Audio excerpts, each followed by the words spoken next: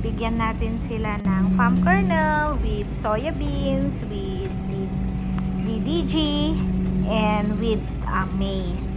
So, ilalagay natin yan sa trolley bin kung saan ay additional feed nila yan dahil sa weather, kasalukuyang weather sa New Zealand ngayon ay medyo kulang ang pagkain na grass. So, para ma-sustain ang feed intake ng aming mga calves, dinadagdagan namin sila ng commercial feed.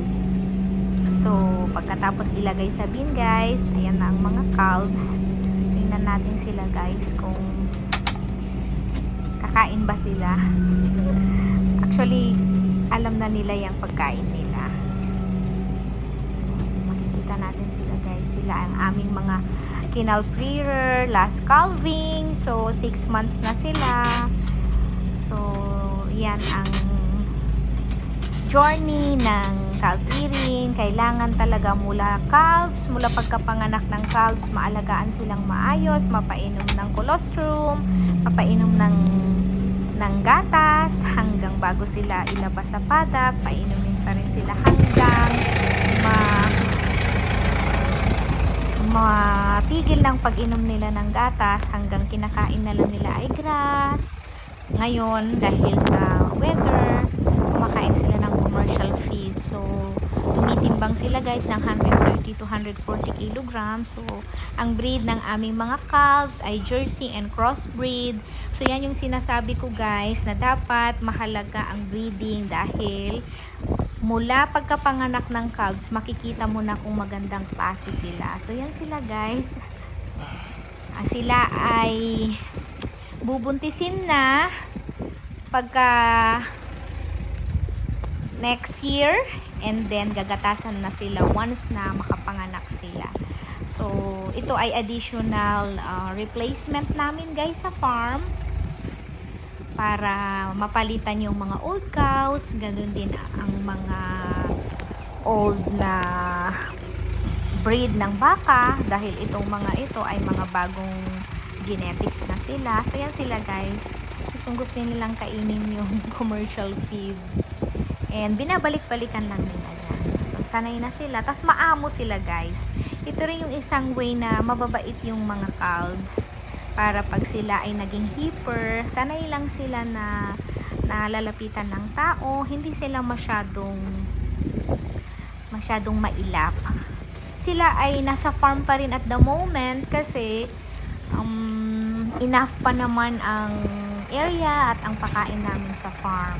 Pero once na they are ready to go out sa grazing, pupunta rin sila sa grazing kung saan may iba nang mag-aalaga. So, pero sa panahon na yon, grass lang ang kakainin nila. So, while nasa farm pa sila, mini-make sure namin na mabuild talaga nila ang kanilang katawan. Tapos, lagi silang naka-maintain ng 4-on. Tapos, binibigyan namin sila ng B12. And, meron ding minerals yung iniinom nilang water. So, ganyan namin look after guys, ang mga calves. Dahil, sa calves, nagsisimula ang magandang klase ng baka bago yan gatasan. So, from calves to hipper, and then to pregnant cows, hanggang maging gatasang baka na siya. So, yan, guys. So, yan ang ating boss na nagpakain for today. So, really look after mga calves namin. So, pag nagpakain na siya ng baka, bibigyan niya na rin yung mga calves. So, yan, guys, ang aming journey sa dairy farming. They are good looking heifers. They are grown very well. Well grown heifers.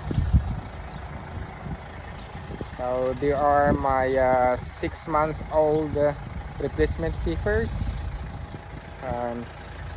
I giving them a palm kernel blend. So it's a mixture of blend, soya meal, soya husk, DDG, and with tapioca. Yeah, they really like it, guys. Yeah. So there are 130 are ones here. So predominant Jersey heifers.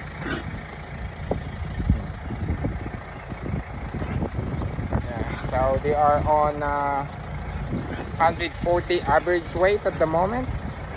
So they're looking good.